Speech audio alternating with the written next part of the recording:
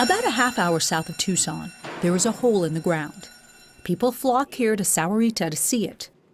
It isn't often that you get to stand right next to the largest nuclear weapon that the United States ever deployed. It isn't really often you get to stand next to any nuclear weapon, and so there is a kind of wow factor in that. So up in the nose cone, there is a single, very large hydrogen bomb, a thermonuclear weapon. It has a yield of 9 megatons, which means that it has the equivalent explosive power of 9 million tons of TNT. This preserved Titan II missile site, officially known as Complex 571-7, is all that remains of the 54 Titan II missile sites that were on alert across the United States from 1963 to 1987. Big Red Safe is called the EWO safe. EWO stands for Emergency War Orders. A lot of the crew used to call that the go-to-war safe, because there's no reason to open that unless you're going to war.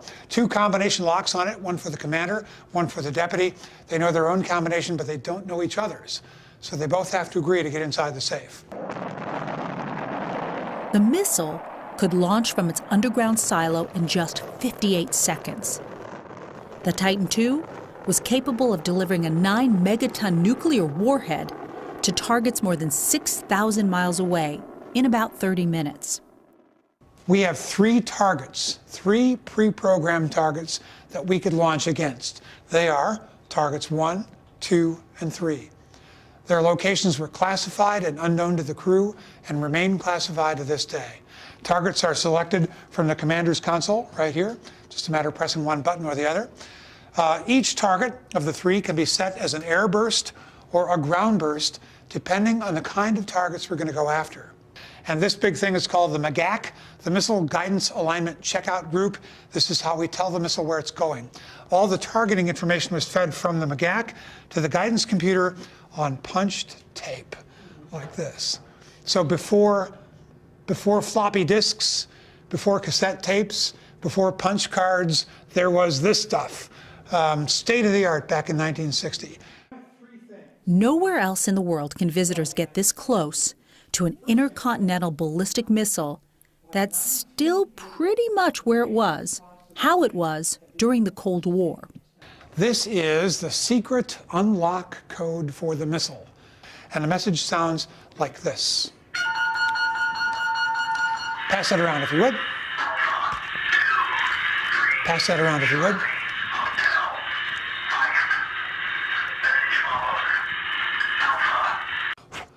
Open this up, pull out a card inside. If the code word on this card that's been in a safe all these many years matches the code word they just sent us in the radio, then this is not a drill. This is a legitimate order to go. The complex was built of steel, reinforced concrete with walls as much as 8 foot thick in some places. Several 3-ton blast doors sealed the various areas from the surface and each other. The top level of the silo lets you see the silo missile doors.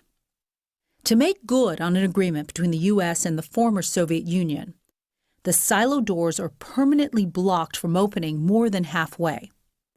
The dummy re-entry vehicle mounted on the missile has an obvious hole cut in it to prove that there is no longer a bomb inside.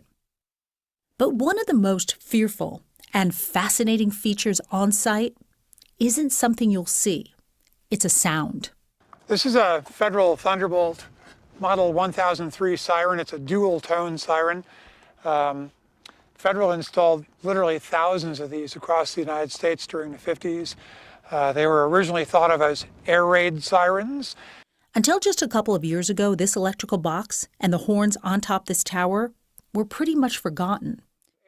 Chuck Penson and a friend got curious, and then they got to work.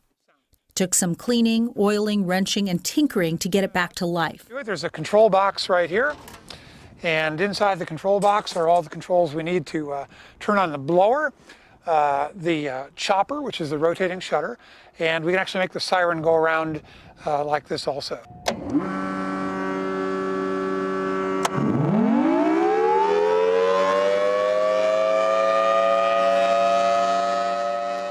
There's no set schedule for running the Thunderbolt. Usually it's fired up no more than once a month.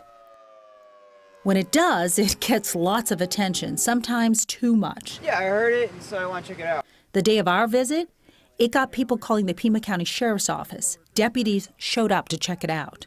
And the reason it was put in is because of a very serious accident that happened at a site like this in Little Rock, Arkansas, in which ultimately the missile exploded in the silo. And so they thought, maybe it would be a good idea to have a way of warning the kind of local population that something's going on at one of these sites, that they might want to get out of town for a little while. We don't run the siren on a regular basis. So when we do run it, we try to time it so that we run it for a group that's just come up from underground, or maybe for a group that's just going to go underground, and so they get to really experience it, firsthand. Most visitors wonder, what was it like to be part of the crew that might have launched the missile? To have, as they say, your finger on the button. It takes 2 keys to fire the missile. Put a key in here. Well, there is no button. There was a key. 2 of them, actually. Keys are far enough apart that not even a long-armed guy like me can reach them both. Keys must be turned within 2 seconds of each other, and they're spring-loaded, so you got to hold them in the turn position for 5 seconds before the launch will start. That guarantees that 2 people will be required to do this.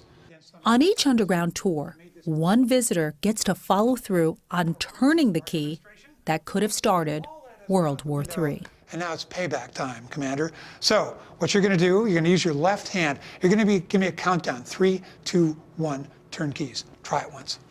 3, 2, 1, turn. Excellent. When you get to turn keys, we always invite one of our guests to sit in the commander's seat and give us a countdown and turn the keys. And I have had people refuse to turn the keys, even knowing that it's just a simulation. I've had people actually cry at that prospect. So it does have, I think, at some level, a very significant emotional punch.